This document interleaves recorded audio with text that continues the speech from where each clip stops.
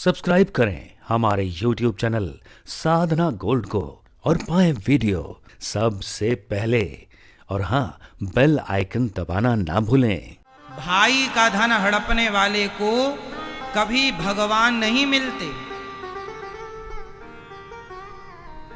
इसलिए बड़े बड़े पापों में यह भी एक पाप है अपने भाई का धन हड़प लेना। धन तो किसी का नहीं हड़पना चाहिए, पर कम से कम उस भाई को तो छोड़ दो जिसने आपके संग खाया पिया है, सोया उठा है, जो आपका ही खून है, उसे तो छोड़ दो। उसका धन तो ना हड़पो। नहीं तो भाई का धन आपने हड़प लिया और बेचारा भाई सहज है, सीधा है, भोला है, कुछ बोल ना पाया, विरोध कर ना पाया, तो पावरफुल भाई ने अपने भाई का धन हड़प लिया। 1 एकड़ जमीन हड़प ली, प्लॉट हड़प लिया, सोना चांदी उसके हक का हड़प लिया। वो धन आपका विनाश ही करेगा, आपकी तरक्की नहीं करेगा। वो धन ना आपको फलीभूत होगा ना आपकी संतान को। मेहनत का धन ही फलता है साहब।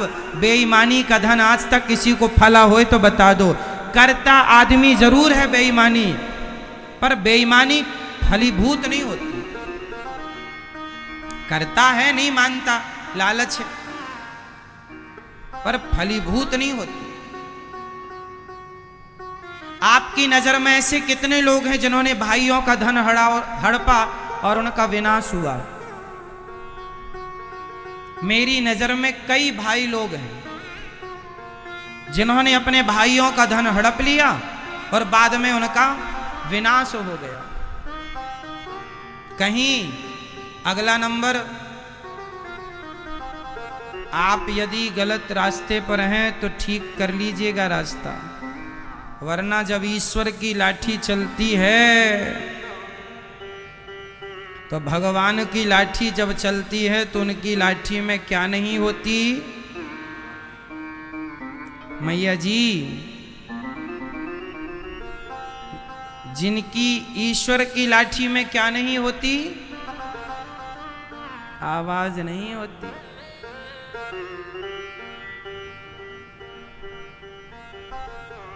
इसलिए ईश्वर थोड़ा देर से निर्णय करते हैं, पर जब करते हैं ना न्याय, मजेदार। इसलिए दुर्योधन का सर्वनाश हो गया केवल लालच के कारण। जितना खुद का था उसी में संतुष्ट रहता तो ये विनाश की घड़ी क्यों आती। लेकिन इसका भी मिल जाए, इसका भी लूट लूं।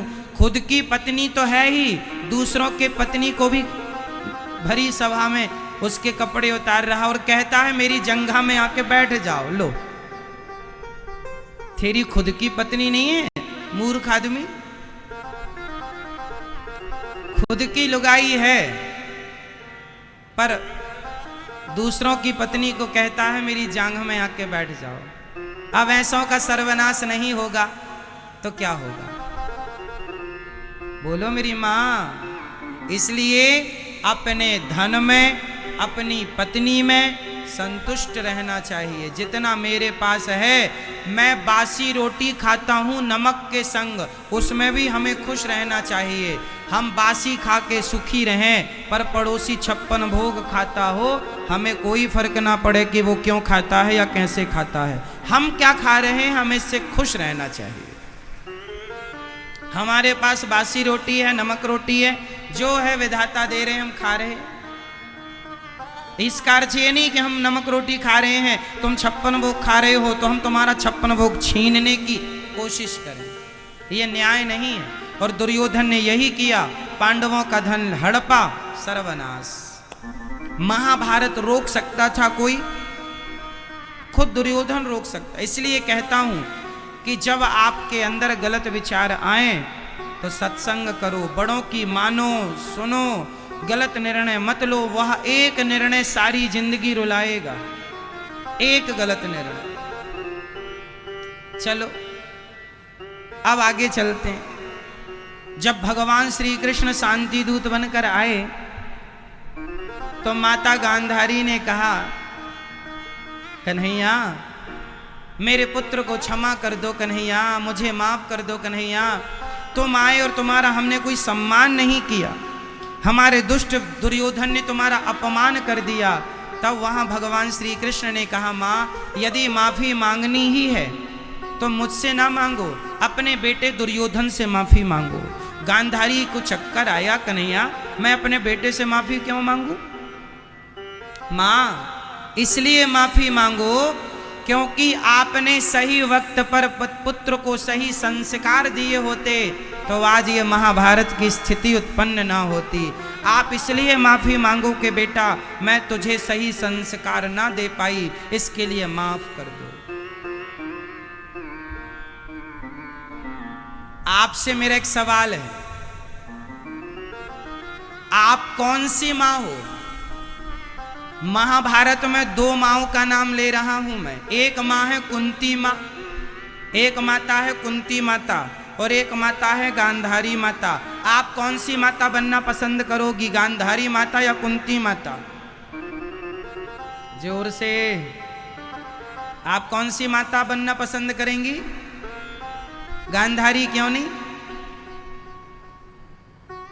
गांधारी क्यों नहीं? जयपुर में आज भी कुछ गांधारी माताएं पाई जाती हैं। कौन सी माता गांधारी हैं? अब मैं उसकी पहचान बता रहा हूं। गांधारी माता वह माता है जिसका बेटा भले भरी सभा में किसी महिला के कपड़े उतारता हो पर मां तो पट्टी बांधे बैठी है। जो महिलाएं अपने बच्चों की गलती देख कर भी आंखों में पट्टी बांधी हैं वह गांधारी ही तो हैं। जो बच्चों की गलतियों पर भी उन्हें रोकती नहीं है, टोकती नहीं है, समझाती नहीं है, वो माताएं कौन सी माताएं हैं? जिनकी आंखों में क्या बंधी है? जोर से, पट्टी। आप लोगों ने पट्टी तो नहीं बांध रखी? आजकल की कुछ माताएं ऐसे ही हैं, बच्चे गलती करते हैं माँ बाप रोकते नहीं। अरे बच्चे गलती करें तो रोको, डांटो, दो थप्पड़ भी मारना पड़े मारो। आज का ये मारा हुआ थप्पड़ कल उनके लिए वरदान बन जाएगा। लाड़ करना अच्छा है, प्यार करना अच्छा है, पर समय आने पर बच्चों को डांटना यह माँ बाप की परम जिम्मेदारी है। जैसे वो सही रास्ते पर चलें वैसे सही रास्ते पर चलाना यह माँ बाप का कर्तव्य है। आजकल के माँ बाप कैसे हैं? माँ हो गई गांधारी और बाप हो गया धृतराष्ट्र। कुछ बाप धृतराष्ट्र टाइप के होते हैं, बच्चे गलती कर रहे हैं पर वो देखना ही नहीं चाहता, वो देखना ही नहीं। कुछ माँ बाप ऐसे हैं जिन्हें पता है कि हमारा बेटा गलत है पर वो समझाते नहीं अपने बच्चों को, डांटते ही नहीं। आपका ना डांटना, आपका ना समझाना, आप ये समझ लो कि फिर आपका बेटा दुर्योधन बनेगा। दुर्योधन के पिताजी कौन थे? धृतराष्ट्र। और माताजी? जिनकी मां गांधारी हो और जिनका बाप धृतराष्ट्र हो। मां भी आंखों में पट्टी बांधे पड़ी है और बाप भी चलो आंखों का अंधा होते धृतराष्ट्र तो समझ में भी आता, पर बुद्धि और विवेक के भी तो अंधे हैं ये धृतराष्ट्र महाराज। तो जिसका बाप धृतराष्ट्र जैसा अंधा हो और मां गांधारी जैसी पट्टी छाप हो तो बताइए बेटा तो दुर्योधन जैसा ही होगा। तो आप सावधान, आप कैसे मां बाप बनेंगे? आप मां बनना कुंती जैसी मां हो कुंती जैसी, और पिता हो दशरथ जी जैसा। धन्य है दशरथ जी। इसलिए आपको चाहिए कि अपने बच्चों के लिए जागरूक मां बाप बनो। अच्छा, आपको पता है माता गांधारी ने अपने आंखों की पट्टी उतारी थी एक बार? कब? जब गांधारी के 99 बच्चे मर चुके थे। दुर्योधन से कहा था कल तू सारे कपड़े उतार के मेरे पास आ जाना, मैं तुझे कल बिना कपड़े के देखूंगी, तो जहां जहां मेरी नजर पड़ेगी वह तेरा शरीर वहां वहां वज्र का हो जाएगा। दुर्योधन चला तो भगवान ने कहा कहाँ जा रहे हो? बोले माँ के पास। भगवान ने कहा अरे कम से कम कुछ तो कपड़े पहन लो, इतने बड़े घोड़े हो और नंगे जा रहे हो, कुछ तो कपड़े उपड़े। नहीं नहीं, माँ ने कहा बिल्कुल ऐसे ही आना है। माँ ने कहा तो कुछ तो कलो, कपड़े पहनने के लिए मना किया है, पत्ते लपेट लो। केले के पत्तों की भगवान ने टॉवेल बना दी, दुर्योधन ने वो टॉवेल लपेटी, चला गया। माँ ने कहा बेटा कपड़ा तो नहीं है? ना माँ कोई कपड़ा नहीं। और पट्टी हटाई तो गांधारी ने पहली बार पट्टी हटाई है। देखो जरा माँ गांधारी को, यदि मिल जाती मुझे ये माँ तो मैं एक बात जरूर कहता माँ गांधारी से, मैं ये जरूर कहता माँ आपने आंखों की पट्टी उतारी तो है, पर दुष्ट दुर्योधन को बचाने के लिए यदि आपने द्रौपदी की लाज को बचाने के लिए पट्टी उतार दी होती तो आज ये दुर्गति ही ना होती, आज ये नौबत ही ना आती। सही बताएं मेरी माँ, पट्टी कब उतारना है, कहां उतारना है, किस समय पर कौन सा निर्णय लेना है, यह बहुत गंभीर बात थी। माता गांधारी ने पट्टी उतारी, गलत समय पर उतारी, पूरा शरीर वज्र का हो गया, पर जांघों में नजर पड़ी नहीं तो जांघें कमजोर रह गई। ये वही जांघें कमजोर रह गई जो बोल रहा था मेरी जांघ में आके बैठ जाओ द्रौपदी, मेरी गोद में आके। अब तुम दूसरों की पत्नी को अपनी गोद में बिठाओगे तो गोद कमजोर पड़ेगी, पड़ गई कमजोर। और भीम भैया ने गदा कहाँ मारा? जांघों पर, जबकि गदा युद्ध का नियम होता है कि गदा जांघ में नहीं मारी जाती। गदा युद्ध का नियम क्या होता है कि गदा का प्रहार जांघों में नहीं होता। तो जब नहीं होता तो वहां बलराम जी आ गए। बलराम जी ने कहा तुमने युद्ध का नियम तोड़ा है भीम, युद्ध के अनुसार, नियम के अनुसार गदा का प्रहार जांघों पर नहीं होता, तुमने जांघों पर क्यों मारा? तुमने युद्ध का नियम तोड़ा है, अब मैं तुम्हें मारूंगा। बलराम जी खड़े हो गए युद्ध करने के लिए। भगवान श्री कृष्ण बोले ये क्या हो गया? तब भगवान ने बलराम भैया को समझाया, बलदाऊ भैया भीम जो कर रहा है सही कर रहा है। बलराम जी बोले कन्हैया तुम भी गलत के पक्षधर हो गए। भगवान श्री कृष्ण बोले भैया गलत के पक्षधर हम नहीं, आप खड़े हैं गलत के साथ। कैसे? क्या भरी सभा में एक महिला के कपड़े उतारना धर्म था? नहीं।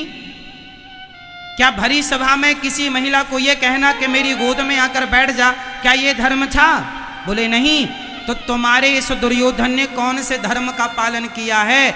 जब इसने जिंदगी में कभी धर्म का पालन किया नहीं तो इसके लिए अब कोई धर्म का पालन नहीं करेगा। ये धर्मात्मा होता तो इसकी मृत्यु धर्म से होती। पापी को पाप से मार देना ही, अधर्मी को अधर्म से मार देना ही धर्म है। अधर्मी को अधर्म से मार देना ही, इसने कौन से धर्म का पालन किया? जब इसने धर्म का पालन नहीं किया तो इसके लिए धर्म का पालन कैसे किया जा सकता है? क्यों किया जाए? क्यों किया जाए? मार दिया, जंघाओं को तोड़ दिया भीम भैया।